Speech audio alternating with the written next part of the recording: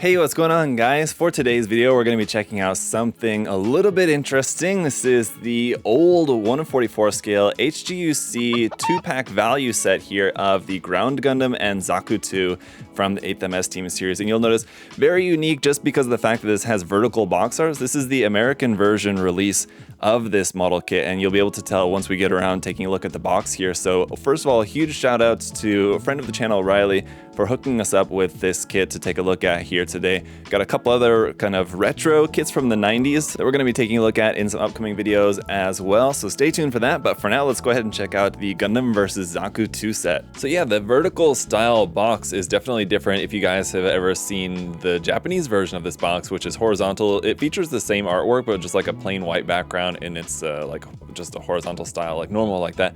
This one's got some interesting stuff in that there's very little Japanese on this box at all. For the American, or I guess maybe just international releases of some of these kits, they had a little Japanese, and they also gave them a skill level. So this one's skill level 4, for example. Some of you guys may remember that classic cringy commercial for Gundam model kits back in the day. There's also the sticker on here too for the free earn your rank medal details inside. I don't remember what that's all about, but we'll find out once we get to the inside of the box here. I'm gonna go ahead and take off this plastic wrap now. It's probably 20 plus years old plastic wrap. On the ends of the box here, you'll notice this is 001 in the lineup, and over here on this side, we got to look at what the kit's going to look like, all built and painted up. So this is going to be the Ground Gundam model kit and the 8th MS Team Zaku 2. Now this one, I don't believe ever had any kind of HGUC kit. And then around here on the other side of the box, images showing some of the optional equipment that we have included. So actually a bunch of different weapons we have there, including the backpack for the Gundam. For the Zaku 2, we have optional parts for the antenna on the head. I'm not sure what we have in terms of options for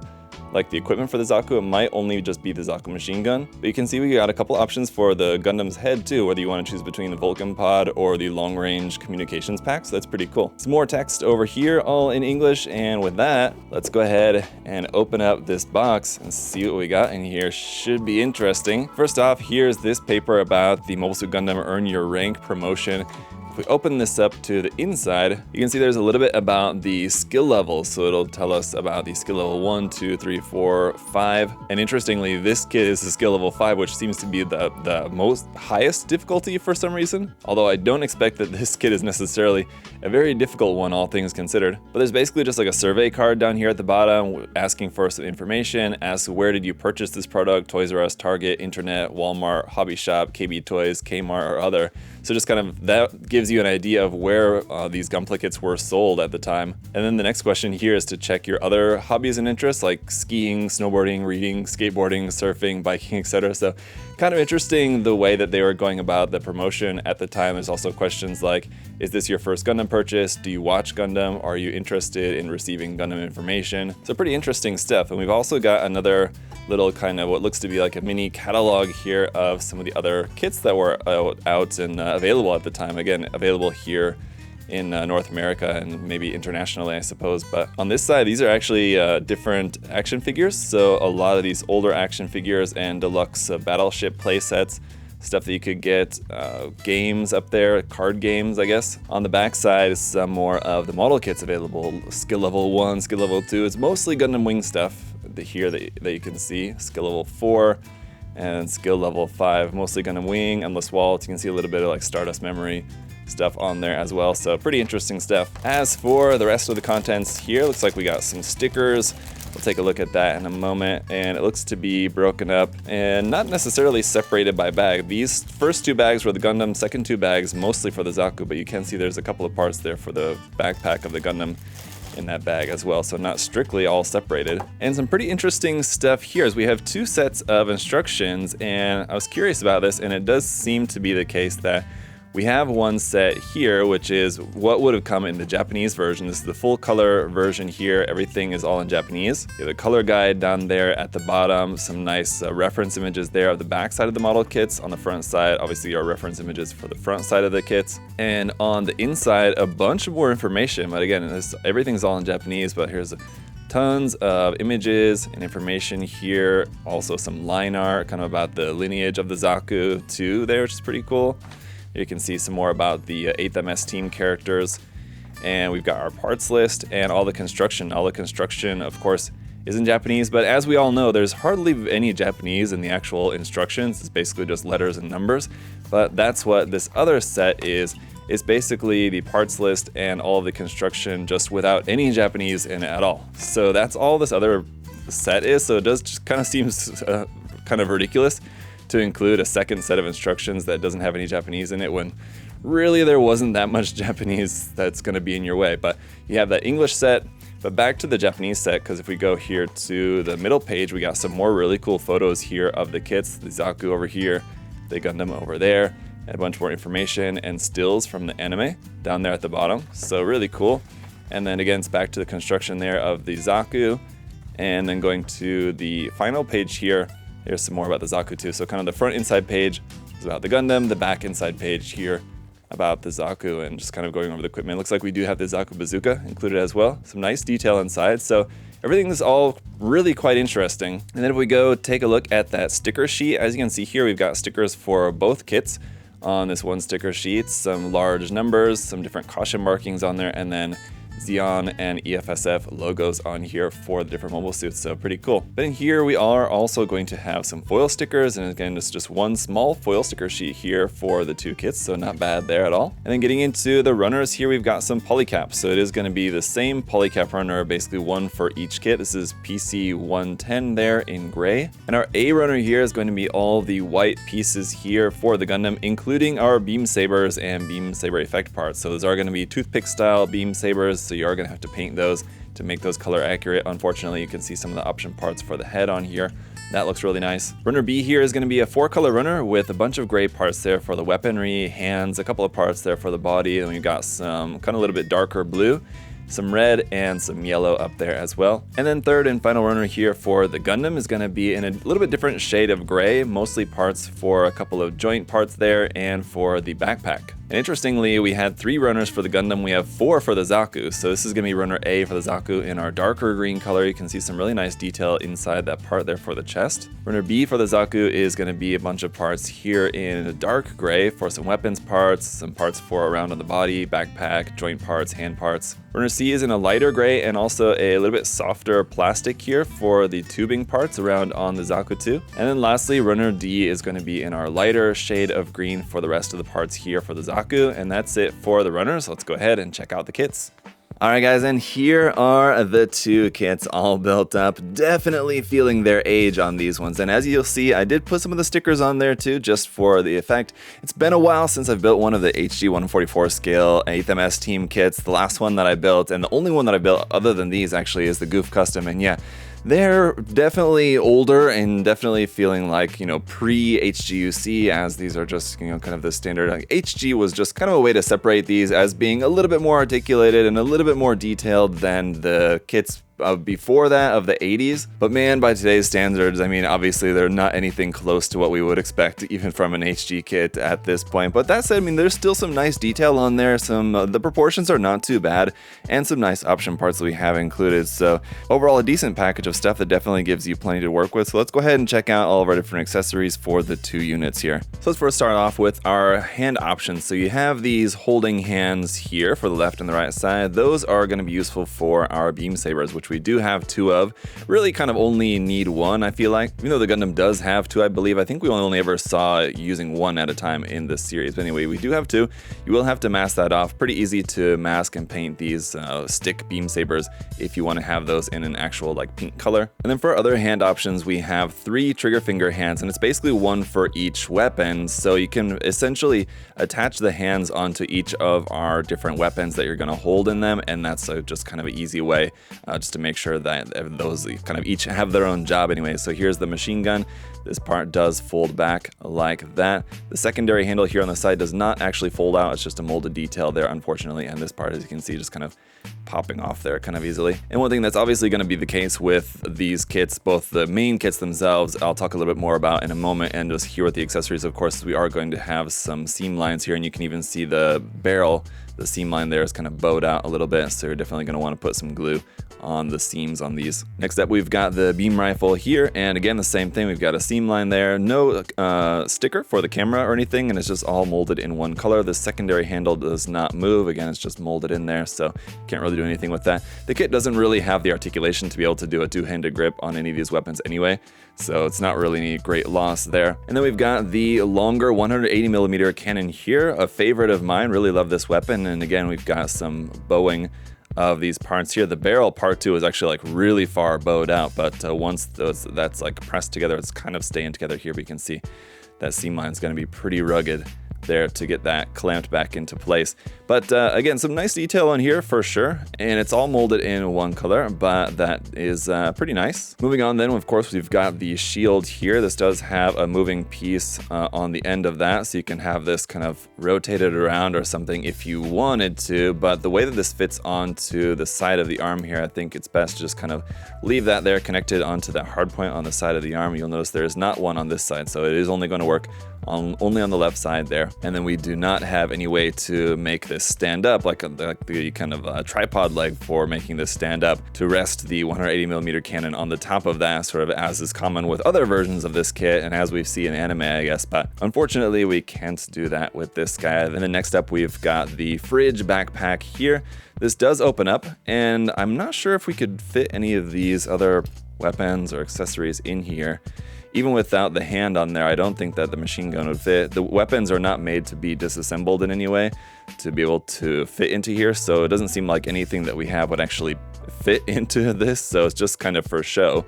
But you could have this, I guess if you were making like a diorama or something, you wanted to have this like sit on the ground or something opened up, making it look like the Gundam was taking something out of there. There is a little bit of molded detail on the underside of the door panels here of this, but obviously the inside there, not really too detailed at all. And again, I did put a couple of the stickers on here. This is going to be pretty simple. Basically, for mounting this, you're just going to remove this part off the backpack and then just put this on there instead. And so going to be very simple, very rudimentary. It's supposed to have these parts as like the hook parts that open up, that attach onto the bottom and attach onto the top. One thing that I suppose that you could do is like cut these apart and then modify them to be attached onto the bottom here and onto the top. Something, if you wanted to make it look a bit more realistic, it would be a pretty simple modification to cut those apart and do that to make it look more as it's supposed to. Then last thing that we have here for options is going to be for the sides of the head. For the communications unit, you have this part here that goes on this side, and then on that side it's just going to be a little bit different looking antenna part here with, again, it has like the 3 little antennas there on it. Very similar to what we've got on there right now, but instead of just the 2 antennas, it's got an additional one just sticking out the top there. So some nice option parts included for the Gundam here for sure. Now, as for the Zaku, we don't have quite as much included, but we have these same holding hands, which are actually not going to be able to hold anything. Interestingly, we don't have a heat hawk included, which would have been like, one piece on a runner. It seems like that would have been something that would have been included, but like with the Gundam, we have weapon holding hands, trigger finger hands here for our 2 weapons. That's just going to be for the Zaku machine gun. Now, the secondary handle on this does actually move. I don't think that we'll be able to get a 2-handed grip on that, but that does move side to side. The camera does also move there as well. And again, it's all molded in one color. Pretty decent details on there, but you are going to have a seam line on the barrel part right there. And then the same thing here for the bazooka. We've got a trigger finger hand that we can already set on there. The secondary handle for this one does not move, so that's going to be fixed there. And the camera does move a little bit up and down. So this one, I'm not sure it's really going to be able to hold very well by the main handle not being able to move forward and back. How you kind of need to be able to bend this forward handle down a little bit to get this up over the shoulder. So probably it's going to have like a very awkward looking straight arm grip on that. Then lastly, for the Zaku here, like with the Gundam, we have an option part for the head. It is going to be, of course, an option part for the center part of the head there, which will allow you to have a commander antenna on the top if you so choose. And while we're here, just to talk a little bit more in detail about the kits now, the Zaku's mono eye does not rotate or anything side to side. That's just a sticker on there. On the underside of the shield, it's just hollow. That's just also one piece. So there's like a little bit of molded detail in there. But you may want to, if you're really going after it, you may want to scratch build a piece to go on the inside of the shield just so it doesn't look like a big hollow piece. You got seam lines basically everywhere, down the side of the shoulders, even the upper arm part there, the lower arm.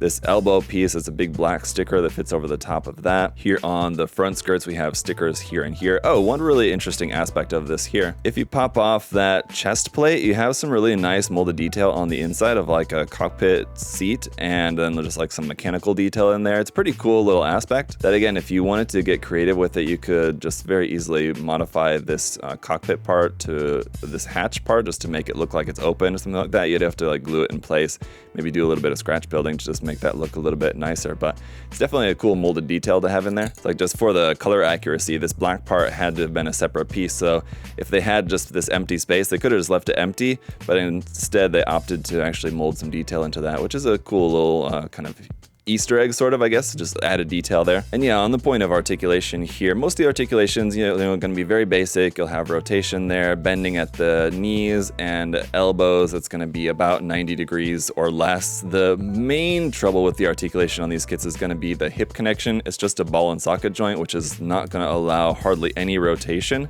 at the legs, so you're not going to be able to get the legs even rotated out to like a more kind of dynamic stance. And you also can't get the legs separated out. This is as far as those will spread out before it's popping off the polycap there. So the hip articulation, or more exactly the lack thereof, is going to be very detrimental to the posing options that you have with this without modification. But again, there's some nice detail, plenty of seam lines to go around here on all these parts, full detail up underneath the feet there as well. As you might expect, up underneath the hip section there's nowhere to plug an action base into, but if you wanted to, all you need is just drill a 3mm hole right into there, and you can stick this onto an action base if you wanted to display it as jumping or flying or whatever. And then just to go back to the Gundam here for a moment as well, all the same things that I just said for the Zaku basically apply with this one. We've got seam lines on the shoulders, the upper arms, the lower arms, and basically everywhere. Cool little bit here is that these knee parts actually move a little bit there. There's not really any point to that. The knee bend is actually more than 90 degrees, which is pretty good. And if you wanted to have it like kneeling down like this, the fact that that moves is kind of cool. If it would maybe move up a little bit, it only moves down, so there's not really any reason for that. This front ankle armor here is molded in with the leg, so that does not move separately. The foot is just on a ball joint. Again, we have no hollow gaps on the bottom side of the feet, but we also don't have any molded detail here as well. They're just perfectly flat there, with a seam line, of course, on the bottoms of the feet there. And again, no hard point on the underside to plug this onto an action base if you wanted to have it in a flying or jumping pose, but you could easily drill a hole there if you want. And again, the hip articulation on this going to make your life very difficult if you want to have this in any sort of dynamic looking pose, or even just a dynamic looking standing pose. I think it's going to be kind of tricky. And interesting that we get stickers for like the eyes, for this red part of the jewel on the front of the head, and even the red chin part is stickers, but no sticker for the head cameras. And as you notice, taking a look at the weapons, we don't have stickers for any of the camera accessories, which is kind of odd. That said, if you wanted to, here on the sticker sheet left over, you have plenty of space there that you could cut out a little square of that to make a little sticker for the head camera if you want. It's going to be in exactly the same color as the red for the jewel on the head, so it might look a bit odd. But otherwise, for some of the different detail painting on this, you could use some Gundam markers to paint the little camera bits or the little details. Otherwise, just doing some panel lining to bring out the details on these might be a good idea, because like I said, these kits do have some nice details on there for sure, and that was definitely one of the features of the HG lines of the 90s. Some of you guys may have built some of the HG wing kits that just had details all over the place, to the point that it was a little bit overly detailed in my opinion, and some of you guys might agree on that. But like I said before, there's definitely a lot of potential here with these kits, but they're definitely going to require a little bit of work, and especially considering that the fact that we have much newer, much kind of, I would say, overall objectively better versions of these kits available in the HGUC line now, especially with the Ground Gundam having like a HG Revive kit, the Zaku 2 also having an HG Revive kit, although the detail is going to be a little bit different. One thing that you could possibly do, if you really like some of the details of some of these versions, and the Zaku in particular I think has some quite unique details on it. For example, if you really liked the forearm details of this Zaku kit, I think you could get creative and kit bash some of the parts, like using the new HG Revive Zaku 2 and just like kit bashing the forearms of this Zaku, and you might have to do a little bit of modification and everything. But whether you wanted to pick up this set to just, build and enjoy as just kind of for what they are, older HG kits, and you just like the look and the kind of aesthetic of that, or whether you wanted to use them for like kit bash material by just using some of the weapons, maybe with some of the other kits or something, or, like I said, mixing and matching parts of the bodies for different kit bashing purposes. The option parts for the head for the Gundam are also kind of nice too, because I don't think that those are available in any any other version, even though we did have like Bandai versions of the ground Gundam, with like the parachute pack version is one that comes to mind. I don't think that any of those had option parts for the communications equipment on the head. Then the third option for picking up a set like this would be, of course, really wanting to take the time and put in all the work that these would require to, to really do like your kind of old to gold on them, to really make them look their best, removing all the seam lines, fixing some of like the hollow areas, adding some scratch build detail and to fill in some of those empty spots, things like that, proportion changes and all that. I mean, there's definitely still plenty of good reasons to pick up a set like this, but it's not going to be for everyone. Definitely if you guys are just fans of the ground Gundam or fans of the Zaku 2, there's obviously much better kits that are available to you guys. So let me know your thoughts down in the comment section below. What do you think of this set? It was definitely cool to take a look back at a kind of nostalgic set here from the 90s, and as a big fan of 8th MS Team series myself, it's definitely really cool to see these. But I think it's safe to say we're lucky to have some much nicer, newer versions of these kits available to us now. And as always, guys, if you want to check out some more kits for yourself, you can check the link in the video description to USA Gundam Store. Thanks again to Riley for hooking me up with this set to be able to share with you guys, and as always, thanks so much for all of your support too, leaving a like, making sure that you're subscribed. Really appreciate it, guys. Thank you so much. Until next time, hope you all having a great day. See ya later. Bye.